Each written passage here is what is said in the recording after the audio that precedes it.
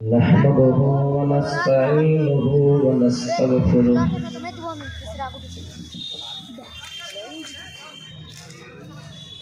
ونؤمن به ونتوكل عليه ونعوذ بالله من شرور أنفسنا ومن سيئات أعمالنا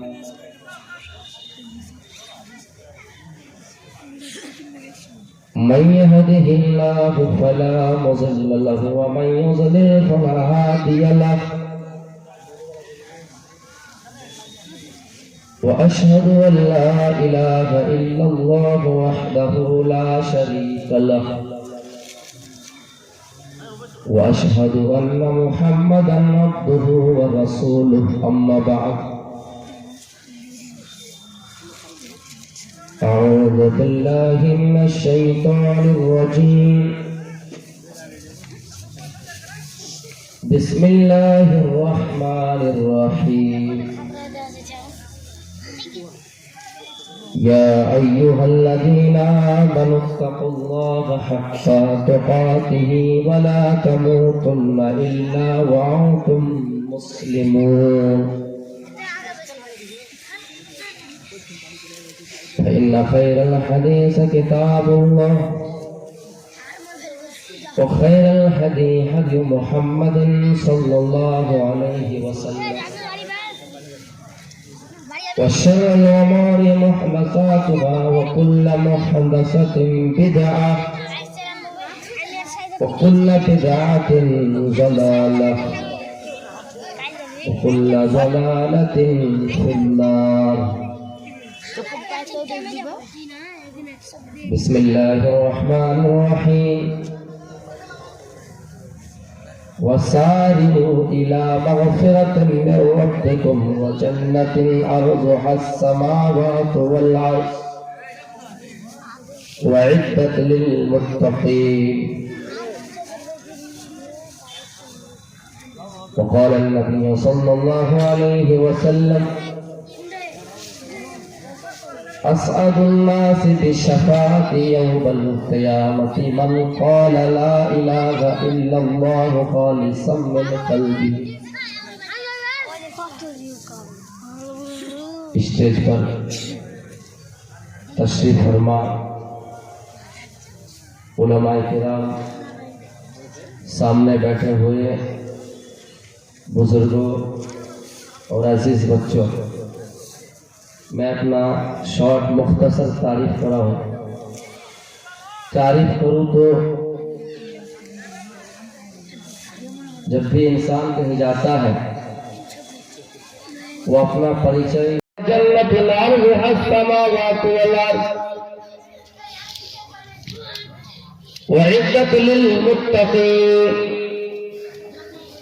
اللہ لوگوں سے کہہ رہا ہے کہ لوگوں رب کی رحمت کی طرف، اپنے رب کی رحمت کی طرف تیزی سے اپنا قدم آگے بڑھاؤ. دنیا کی چیزوں پر یقین تو کر لیا، لیکن آخرت کے اوپر ہمارا یقین ہی نہیں کہ پتہ نہیں مرنے کے بعد ہمیں کیا ہوگا نہیں ہوگا، مرنے کے بعد ہمیں حساب و کتاب دینا ہوگا یا نہیں ہوگا. ہم نے آخرت پر یقین ہی نہیں کیا کیونکہ ہم نے اللہ کو دیکھا ہی نہیں. ہم نے اپنے باپ کو، ہم نے اپنے دادا کو مرتے ہوئے دیکھا، کوئی آج تک واپس نہیں آیا. اس لیے ہمارے اور آپ کے ذہن میں یہ بات بیٹھ گئی اور یہ بات بیٹھی ہوئی ہے کہ ہم نے تو کسی کو دیکھا نہیں آتے ہوئے، پتہ نہیں مرنے کے بعد قبر میں کیا ہو رہا ہے نہیں ہو رہا ہے. اس لیے ہم بہت سے لوگ ایسی سوچ میں پڑے ہوئے ہیں اور اس سوچ کے کارن ہم اپنے مالک کو بھولا بیٹھے ہیں. ایک بادشاہ اپنے سارے غلاموں سے کہتا ہے کہ جاؤ جاؤ تم لوگ اپنے کام میں لگ جاؤ، اور ہاں سنو، یہاں سے چلتی جانا ہے، کشن گنج جانا ہے، پورنیا جانا ہے. وہاں ایک بہت بڑا باغ، وہاں ایک بہت بڑا باغ ہے اور اس باغ کے اندر بہت سارا پھل ہے.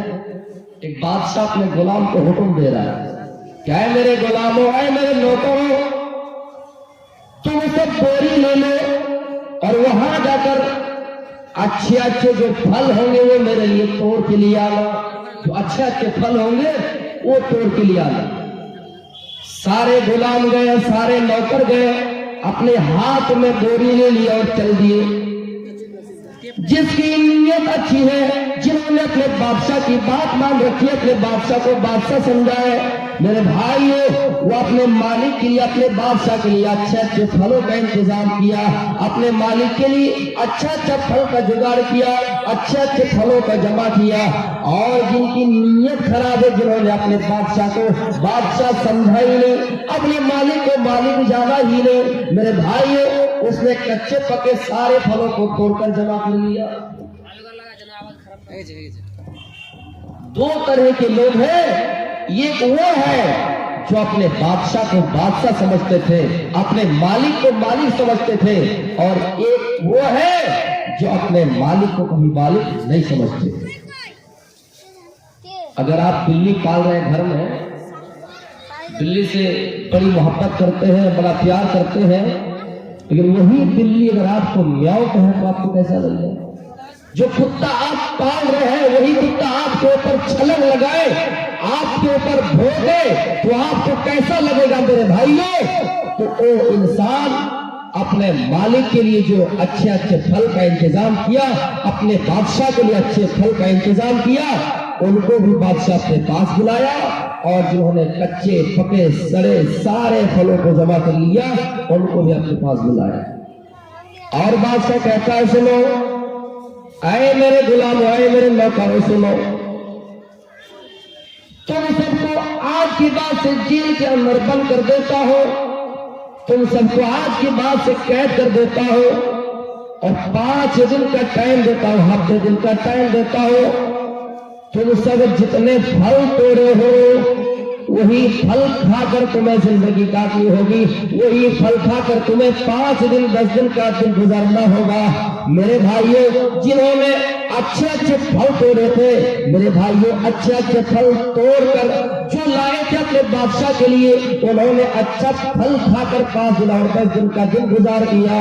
لیکن جنہوں نے اپنے مالک کو دھوکہ دیا, اپنے مالک کے لیے کچا پکا سارا پھل اکٹھا کر لیا, جمع کر لیا, میرے بھائیوں وہ آدمی پھنس گیا, وہ لوگ پھنس گئے, اور سڑے کچے پکے سارے پھلوں کو جب کھانا شروع کیا, میرے بھائیوں وہ بیمار پڑ گئے, اس کی موت آ گئی, وہ کمزور ہو گئے. دنیا کی حقیقت ہے کہ جو انسان دنیا میں اچھا عمل کرتا ہے میرے بھائیوں, کل قیامت کے دن اس کو اچھا پھل ملے گا, اچھا رزلٹ ملے گا, اور جو دنیا میں برا عمل کرتا ہے کل قیامت کے دن اس کو برا رزلٹ ملے گا, اس کو برا نتیجہ ملے گا. اس لیے قرآن پڑھیے, قرآن میں اللہ تعالیٰ فرماتا ہے فَأَمَّا مَنْ ثَقُلَتْ مَوَازِينُهُ فَهُوَ فِي عِيشَةٍ رَاضِيَةٍ. اے لوگوں جس کی نیکیاں زیادہ ہوگی, جن کے اچھے کام زیادہ ہوں گے, اللہ تعالیٰ اس کو عیش عزت والی زندگی میں دے گا, اللہ تعالیٰ اس کو جنت کی نعمتوں سے نوازے گا.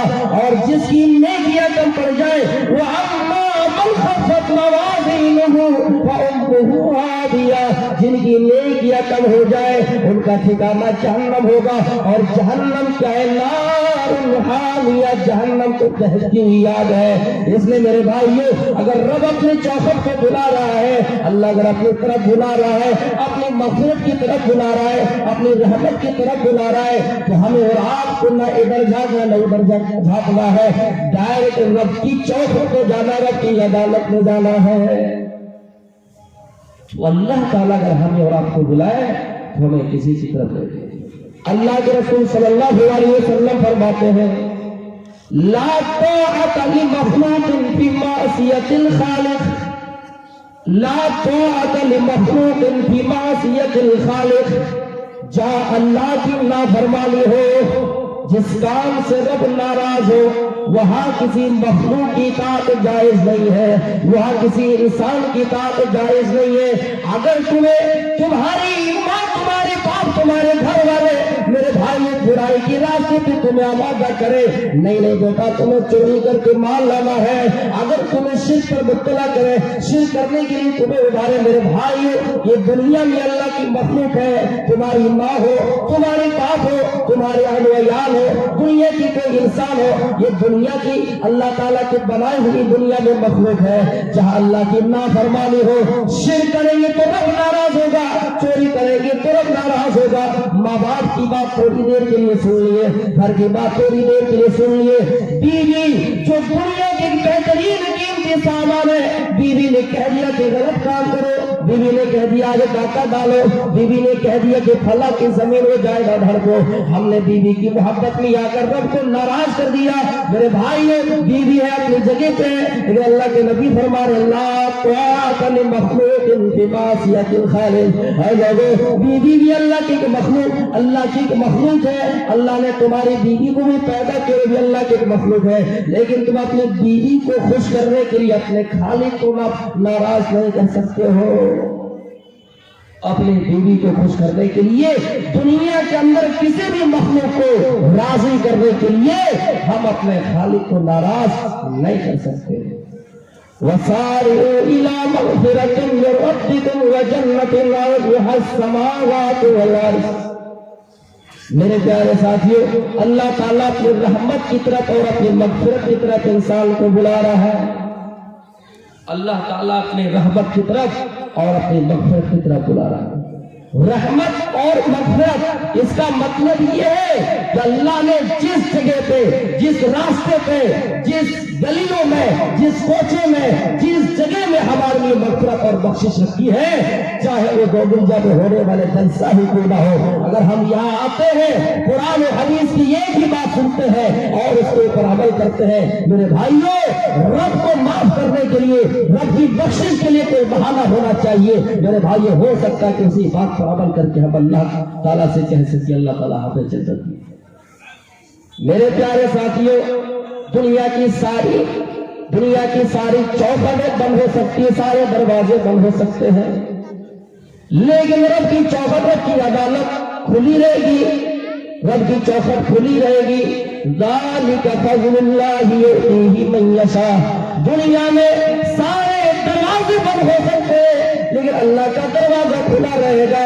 ऐ लोगों, आप किसी की यहाँ गुलामी कर रहे हैं, आप किसी की यहाँ गुलामी कर रहे हैं। आप बकरियां चराने गए, बकरियां चराने गए, एक बकरी भेड़िया खा गया, आप मालिक को आकर कहा कि मालिक एक बकरी भेड़िया खा दिया, मालिक कहेंगे कोई बात नहीं, रहने दो, कोई बात नहीं, रहने दो, ऐसा होता है। दूसरे दिन गए, इत्तेफाक से दूसरा भेड़िया आया और आपको दूसरी बकरी खा गए, मालिक दूसरी बकरी भी आज भेड़िया खा गया, कोई बात नहीं, ऐसा होता है, आइंदा ख्याल रखना। मेरे भाइयों, तीसरे दिन गया और तीसरे दिन भी भेड़िया खा गया, मालिक को दुनिया में गुस्सा आया और अपने गुलाम को थप्पड़ मारा, अपने गुलाम को बर्खास्त कर दिया, अपने गुलाम को रिजेक्ट कर दिया। नहीं नहीं, तुम जैसे गुलामों की जरूरत नहीं है, तुम जैसे नौकरों की जरूरत नहीं है, बहुत सारे ऐसे लोग हैं दुनिया में। एक इंसान को दोबारा माफ कर सकता है, तीसरी बार माफ नहीं कर सकता है। एक बार माफ किया, दोबारा किया, तीसरी बार आपको माफ नहीं करेगा, अगर माफ करेगा भी तो आपको तकलीफ देगा। लेकिन जरा अल्लाह रब्बुल आलमीन का फरमान देखिए, दुनिया में कोई आपका गुलाम है, कोई नौकर है, आप से कोई ऐसी मतलब बात, ऐसा काम कर देता है जो गलत है, आप कहे अरे सुनो है फूट करके गाली दे रहे हैं, हर कहे चोर, दुनिया में कोई चोरी कर लिया आप उसको चोर कह के बुला रहे हैं, कोई कुछ कर लिया आपको उस नाम से खिताब कर रहे हैं। लेकिन अल्लाह कहता है कुल या इबादियल्लज़ीना असरफू अला अनफुसिहिम, कुल या इबादियल्लज़ीना असरफू अला अनफुसिहिम। आए मेरे बंदो, अल्लाह को अपने बंदों से कितनी मोहब्बत है, कितना प्यार है। अल्लाह कहता है आए मेरे बंदो, आए मेरे बंदो, आगे का जुमला देखिए, आए मेरे बंदो, कुल या इबादियल्लज़ीना असरफू अला अनफुसिहिम, जिन्होंने अपने नफ्स पर बहुत बड़ा जुल्म कर लिया है। आए मेरे बंदो, जिन्होंने गलतियों पर गलतियां की है, खताओं पर खताएं की है, गुनाहों पर गुनाह किया है, जिन्होंने अपने नफ्स पर जुल्म किया है, ला तक़नतू मिन रहमतिल्लाह, अल्लाह की रहमत से कभी मायूस मत होना, अल्लाह की रहमत से कभी ना उम्मीद मत होना। गुनाह किए हो कोई बात नहीं, आओ मेरे चौखट पे, आओ मेरे दरवाजे में।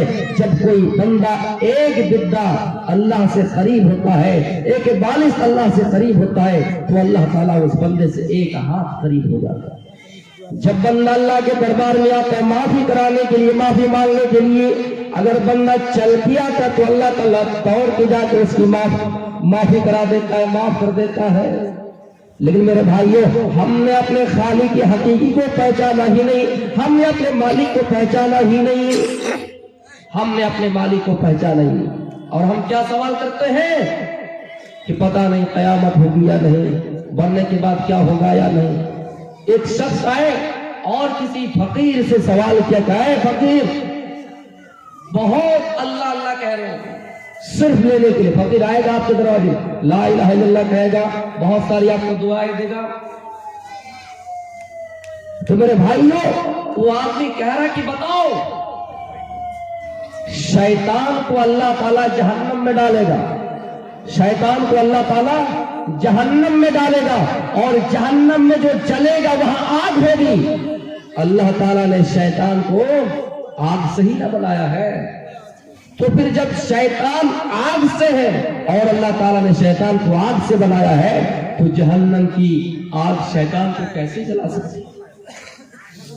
ایک بات یاد رکھیں، انسان مٹی سے بنے ہیں، اللہ تعالیٰ نے انسان کی تخلیق مٹی سے کی ہے، اور فرشتوں کو اللہ تعالیٰ نے روشنی سے پیدا کیا ہے، اور جنات کو یعنی جنوں کو اللہ تعالیٰ نے آگ سے بنایا ہے، اور اسی جن سے، اسی جنوں کی جماعت سے جو ان کا سردار ہے ابلیس، وہ شیطان ہے، گویا کہ شیطان آگ سے بنا ہوا۔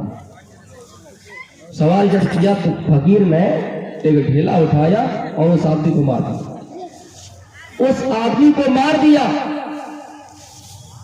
اس کو بڑا غصہ آیا، کہا سنیے آپ کو غصہ آیا؟ کہا غصہ آیا۔ آپ کو تکلیف ہوئی؟ کہا مجھے تکلیف ہوئی۔ اب یہ بتاؤ، تم یہ کہہ رہے کہ شیطان کو آگ سے بنا ہے، لیکن جہنم کی آگ شیطان کو کیا نقصان پہنچا سکتی ہے؟ جہنم کی آگ شیطان کو کیسے جلا سکتی ہے؟ آگ کو کیسے جلا سکتی ہے؟ تم کس چیز سے پیدا ہوئی؟ انہوں نے کہا انسان کو مٹی سے بنائی، انسان کی تخلیق مٹی سے ہوئی ہے۔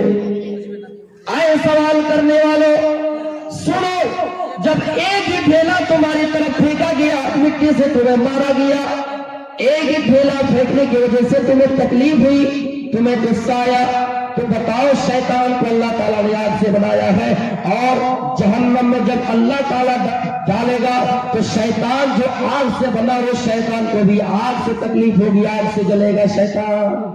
ایک انسان کو مٹی کا ڈھیلا اٹھائیے ماریے، جب انسان کو مٹی کے ڈھیلے سے تکلیف ہو سکتی ہے، جبکہ انسان مٹی سے بنا ہے میرے بھائیوں، تو شیطان کو بھی اللہ تعالیٰ آگ سے بنا ہے، اور جہنم کی آگ سے شیطان جلیں گے۔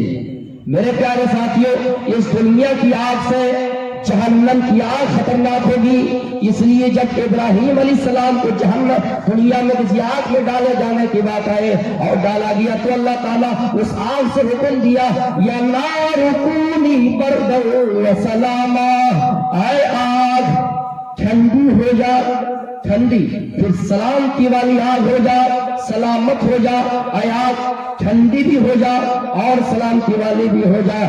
یعنی اتنی ٹھنڈی نہیں، اتنی ٹھنڈی نہیں کہ اس ٹھنڈی کی وجہ سے ابراہیم علیہ السلام کو تکلیف ہو، اس ٹھنڈی کی وجہ سے ابراہیم علیہ السلام کو پریشانی ہو، ٹھنڈی بھی ہو جا اور صحیح سلامتی والا بھی ہو جا۔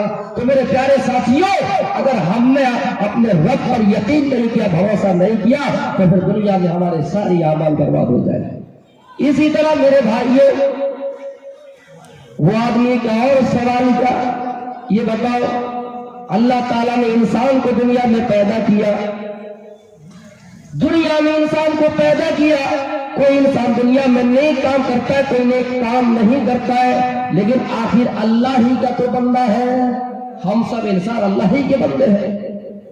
اب اللہ مہربان ہوئے ہیں، لیکن بتاؤ کل قیامت کا دن ہوگا، جن کی نیکیاں زیادہ ہوگی وہ تو جنت میں چلے جائیں گے، لیکن جنہوں نے دنیا میں گناہ کیا ہے، خطائیں کی ہے، وہ پھر جہنم میں کیوں جائیں گے؟ یعنی اللہ کیا اس دن بے رحم ہو جائے گا؟ نعوذ باللہ، کیا اللہ اس دن بے رحم ہو جائے گا اور اپنے بندوں کو آگ میں ڈال دے گا؟ سوال کریں تو قیامت ہوگی کیوں؟ دنیا میں اللہ تعالیٰ سزائے دے دیتا، دنیا میں ان کی مطلب حساب، ان کا حساب کتاب ہو جاتا، مرنے کے بعد انسان کو دوبارہ کیوں زندہ کرے گا؟ میرے بھائیوں، دنیا کی عدالتیں کسی انسان کو صحیح طریقے سے سزا نہیں دے سکتی ہے۔ یہ کہ انسان 10 آدمیوں کا قاتل ہے، اب ظاہر سی بات عدالت اگر یہ ان کو فیصلہ سنا دے کہ قتل کے بدلے قتل کر دیا جائے گا، لیکن اس انسان نے 10 آدمیوں کو مارا، زید کو مارا، خالد کو مارا، اکرم کو مارا، اگر زید کا بدلہ لیا جائے تو اس کو قتل کر دیا جائے گا، لیکن اکرم کا بدلہ کیسے لیا جائے گا، وسیم کا بدلہ کیسے لیا جائے گا، میرے بھائیو خالد کا بدلہ کیسے لیا جائے گا، اور جتنے لوگوں کو انہوں نے قتل کیا ہے ان سارے مقتولین کا کیسے بدلہ لیا جائے گا میرے بھائیو۔ اس لیے ایک عدالت ہونی ہے جو قیامت کے نام سے جانے جاتے ہیں، جس کو اللہ تعالیٰ سورہ فاتحہ میں کہتا ہے مالکی یوم الدین، اللہ رب العالمین قیامت کے دن کا مالک۔ دنیا کی کوئی ایسی عدالت نہیں ہے کہ ایک انسان کو، ایک بھی انسان کو صحیح طریقے سے عذاب دے سکے، سزا دے سکے میرے بھائیوں۔ کوئی اگر عدالت ہے تو رب کی عدالت ہے، جس دن کوئی کسی کے کام نہیں آئیں گے۔ اللہ تعالیٰ کے ہاتھ میں زمین اور آسمان، ساری چیزیں اللہ ہی کے ہاتھ میں ہے۔ اللہ کہے گا اے دنیا کے بادشاہوں کہاں چھپے ہو، آؤ میرے سامنے۔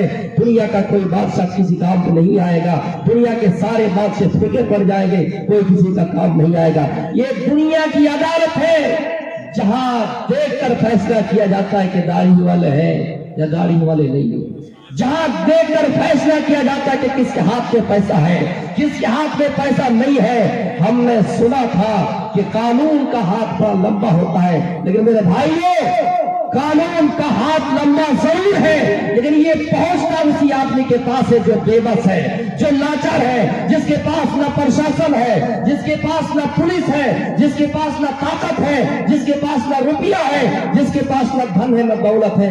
قانون کا ہاتھ لمبا ضرور ہے، لیکن پہنچتا غریبوں تک ہی ہے، پہنچتا مجبوروں تک ہی ہے، سب کے پاس پہنچتا نہیں۔ ابھی حال ہی میں سنا ہوگا یو پی کے بہرائچ کے اندر سرفراز نامی ایک آدمی کو پھانسی کی سزا ہو، کورٹ کے فیصلے سے سہمت ہو، لیکن سوال یہ پیدا ہوتا ہے کہ کتنے اور ایسے لوگ ہیں جن کو قتل کر دیا گیا، جن کو شہید کر دیا گیا۔ میں کسی ذات اور برادری کو خاص نہیں کر رہا ہوں، اس میں پورے ہندوستان کے لوگ شامل ہیں میرے بھائیوں، چاہے کوئی بھی ہو، کسی بھی ذات اور برادری کے لوگ ہو، اگر مزدور ہیں، اگر وہ کمزور ہیں، ان کا فیصلہ نہیں ہوتا ہے۔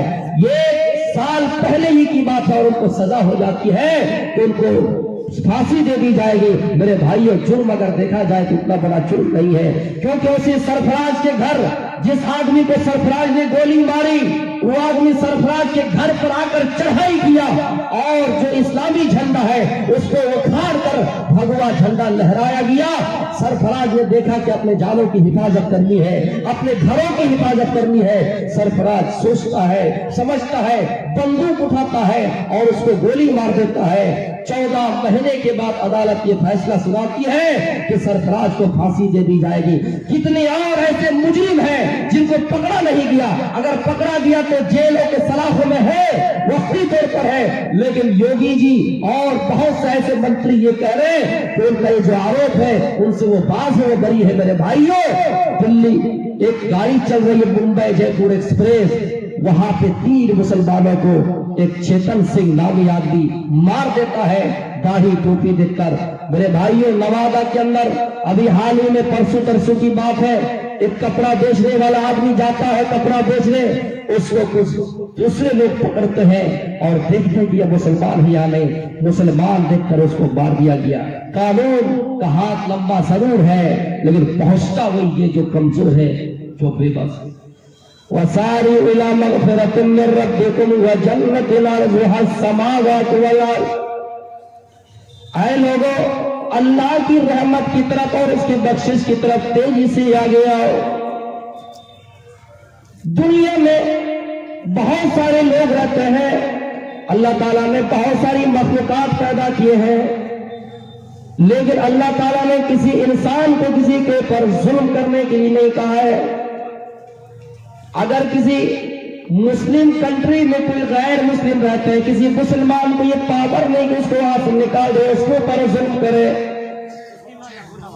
شری رام چندر جی جن کا احترام سمان اور ادب سے نام لیا جاتا ہے، ہم لوگ سہمت ہیں، لیکن یہی شری رام چندر جی جن کے نام پر بہت سارے مسلمانوں کو مارا گیا، جب سنگھاسن کی بات آئی، گدی پر بیٹھنے کی بات آئی، کرسی پر بیٹھنے کی بات آئی کہ تمہیں مہاراجا بنایا جائے گا، تمہیں راجا بنایا جائے گا، لیکن اس کے مقابلے میں دوسرا بھائی کھڑا ہوتا ہے کہ نہیں، ہمیں سنگھاسن چاہیے، ہمیں گدی چاہیے، ہمیں کرسی چاہیے۔ میرے بھائیو، وواد کو ختم کرنے کے لیے، لڑائی ختم کرنے کے لیے، جھمیلا، یہ فتنہ فساد ختم کرنے کے لیے شری رام چندر جی بنواس جانے کے لیے تیار ہو گئے۔ جو ایودھیا کا راجا ہے، جو باس ہے، جو سردار ہے، جو پرائم منسٹر ہے، انہوں نے کرسی چھوڑ دی، گدی چھوڑ دیا، سنگھاسن چھوڑ دیا اور بنواس جانے کے لیے تیار ہو گئے اور بنواس چلے بھی گئے۔ میرے بھائیو، امن اسی کا نام ہے، شانت اسی کا نام ہے۔ اگر ہمارے پاس وقتی طور پر لگ رہا ہے کہ طاقت ہے، ہمارے پاس طاقت ہے، ہمارے پاس ذرائع ہے، ہمارے پاس اسباب ہے، لیکن لگ رہا ہے کہ اگر لڑائی کریں گے، لگ رہا ہے کہ اگر کسی کے خون سے ہولی کھیلیں گے تو ملک میں فتنہ ہوگا، فساد ہوگا، تو میرے بھائیو ایسی صورت میں خاموشی بہتر ہے، ایسی صورت میں خاموشی بہتر ہے۔ مسلمانوں، ہمیں ہوش کے ناخن لینے کی ضرورت ہے۔ ابھی حال ہی میں بنگال کے اندر بابری مسجد کا وجود عمل میں آیا، نئے سرے سے بابری مسجد کی تعمیر ہو رہی ہے۔ بہت سارے مسلمان اس میں خوش بھی ہیں اور بہت سارے ناخوش بھی ہیں۔ میں کسی کو مشورہ نہیں دے رہا ہوں، لیکن ہاں اتنا کہوں گا کہ مسجد صرف اللہ کے لیے ہونی چاہیے۔ اللہ تعالیٰ فرما رہا ہے، حبیب اے نبی آپ کہہ دیجئے، قل ان صلاتي ونسكي ومحياي ومماتي لله رب العالمین، یقیناً میری نماز، یقیناً میری قربانی، میری زندگی، میری موت اگر کسی کے لیے ہے، اگر کسی کے لیے ہے تو صرف اللہ تعالیٰ کی ذات کے لیے ہے، صرف اللہ کے لیے ہے۔ دنیا کے اندر کسی انسان کو دکھانے کے لیے نہیں، دنیا کے اندر اپنا نام روشن کرنے کے لیے نہیں، دنیا کے اندر کسی کو ورگلانے کے لیے نہیں، کسی کو جذبات میں لانے کے لیے نہیں۔ نماز، قربانی، زندگی، موت اگر کسی کے لیے تو صرف اللہ تعالیٰ کے لیے ہے۔ اس لیے میرے بھائیوں، نبی نے یہ دعا سکھلائی صلی اللہ علیہ وسلم، جب کوئی انتقال کر جائے، کسی کی موت ہو جائے تو یہ دعا کرو، انا للہ و انا الیہ راجعون، اے اللہ ہم سب تیری امانت ہے اور تیری طرف لوٹنے والے ہیں۔ میرے پیارے ساتھیوں، ذرا غور کیجئے کہ ایسی صورت میں مسجد بنانا ہمارے لیے صحیح ہے غلط ہے؟ غزوہ تبوک کے موقع پر اللہ کے نبی جا رہے ہیں، کچھ منافقین نے آپ کو دعوت دی، کچھ منافقین نے آپ کو دعوت دی کہ اللہ کے نبی ایک مسجد تیار ہو گئی ہے، آپ یہاں آئیے اور یہاں نماز پڑھائیے، ہم لوگ آپ کے پیچھے نماز پڑھیں گے، آپ مسجد کا افتتاح کریے۔ اللہ کے نبی نے فرمایا، نہیں، ہم ابھی جنگ کی تیاری میں اور جنگ کے لیے جا رہے ہیں، ہم اس وقت نہیں آ سکتے ہیں، لیکن ہاں جیسے جنگ سے واپس آئیں گے اس مسجد میں آ کے نماز پڑھیں گے۔ اللہ کے نبی کے کانوں میں خبر ہو گئی کہ اللہ کے نبی، جو مسجد بنائی گئی ہے اور جہاں بھی آپ کو دعوت دی گئی ہے وہ مسجد حقیقت میں اللہ کی عبادت کے لیے نہیں بنائی گئی ہے۔ اس مسجد کا نام مسجد ضرار ہے، جہاں مسلمانوں کو نقصان پہنچانے کے لیے بنایا گیا ہو، جہاں اور جس کا مقصد ہی مسلمان کو نقصان پہنچانا ہو۔ جب اللہ کے نبی کے کانوں میں خبر آئی تو آپ نے کہہ دیا کہ اے میرے صحابہ، اے میرے ساتھیوں، اس مسجد کو گرا دو۔ اس مسجد کا نام تھا مسجد ضرار۔ تو میرے پیارے ساتھیوں، جہاں حالات دیکھ رہے ہیں کہ حالات صحیح نہیں، وہاں پہ آمنا صدقنا صرف اللہ تعالیٰ کی باتوں پر اور اس کے رسولوں کی باتوں پاڑے رہنا چاہیے۔ اللہ کے نبی کو دو دور ملا ہے، ایک مکی زندگی اور ایک مدنی زندگی۔ یاد کر لیجیے اس بات کو، اللہ کے نبی کو دو دور ملا، ایک مکی زندگی اور ایک مدنی زندگی۔ جب آپ مکے میں تھے، کھل کر اور اعلانیہ دعوت نہیں کر پا رہے تھے، چپکے چپکے نماز پڑھا کرتے تھے، جبکہ نماز اتنی اہم عبادت ہے۔ نماز کو کہیں کہا کہ آنکھوں کی ٹھنڈک ہے، نماز الصلاۃ نور، نماز روشنی ہے، اہم عبادت ہے، پھر بھی آپ نماز کو چھپ کے پڑھ رہے ہیں۔ آپ اعلانیہ دعوت نہیں کر پا رہے، لیکن جب مدینے کی زندگی مدینہ گئے اور آپ مدنی زندگی میں پیر رکھے، قدم رکھے، تو وہاں پر آپ نے کھل کر اعلانیہ دعوت کیا۔ مسلمانوں، کہیں نہ کہیں یہ دیش، یہ ہندوستان، یہ ملک ہمارے لیے نبی کی وہ دور، نبی کی وہ زندگی، نبی کا وہ دور جو مکی دور کہلاتا ہے، اس دور سے ہم اور آپ گزر رہے ہیں۔ اس لیے میرے بھائیوں، ہمیں اور آپ کو ہوش کے ناخن لینے کی ضرورت ہے، اور ملک میں امن و امان قائم کرنا ہے، شانتی بحال رکھنا ہے۔ میرے پیارے ساتھیوں، غور کیجئے، اللہ کے نبی ایک مشورہ کر رہے ہیں۔ سہیل نامی ایک بہت زبردست آدمی ہے، اللہ کے نبی سے کہہ رہے، اللہ کے نبی کہہ نہیں رہے، کہا محمد اگر آپ لفظ رسول اللہ لکھ رہے ہیں تو ہم آپ کو اللہ کا رسول مانتے ہی نہیں ہیں، آپ رسول اللہ یعنی لفظ رسول کاٹ دیا آپ لکھی کہ محمد ابن عبداللہ۔ نام سے کتنا بڑا پیار ہوتا ہے انسان۔ ہاتھ میں قلم ملا، کہیں لکھنے لگا، کوئی چھوٹا بچہ جن کو لکھنے آ گیا، لکھنا آ گیا، بالوں میں بیٹھے گا، ریت پہ بیٹھے گا اور اپنا نام لکھے گا۔ کتنی ریٹنگ خراب ہو، تحریر خراب ہو، لیکن اپنے نام سے کتنے انسان کو محبت ہو۔ لیکن اللہ کے رسول اس نام کو اپنے ہاتھ سے کٹوا رہے ہیں، یا کاٹ رہے، یا صحابہ کو حکم دے رہے کہ آپ میرا نام کٹوا دیجئے۔ تو میرے پیارے ساتھیوں، جو رب نے ہم سے وعدہ لیا، وَلَا تَهِنُوا وَلَا تَحْزَنُوا وَأَنْتُمُ الْأَعْلَوْنَ إِن كُنتُم مُؤْمِنِينَ۔ اے مسلمانوں، تم ہی سر بلند رہو گے، تم ہی بادشاہ بنو گے، شرط ہے اپنے اندر ایمان پیدا کر لو، شرط ہے اپنے اندر ایمان پیدا کر لو، حالات نارمل ہو جائیں گے۔ میرے بھائیوں، حکومت تمہارے ہاتھ میں آ جائیں گے، لیکن اپنے اندر ایمان پیدا کر لو۔ ضروری نہیں ہے کہ تقریریں کرو، ضروری نہیں ہے کہ پروٹیسٹ کرو، احتجاج کرو۔ سمویدھانک طور پر یہ اجازت ملتا ہے، اللہ کے رسول نے بھی اس کی اجازت دی ہے، لیکن جہاں لگ رہا ہے کہ خاموشی سے ہمارا کام ہو سکتا ہے، وہاں خاموش رہنا بہتر ہے۔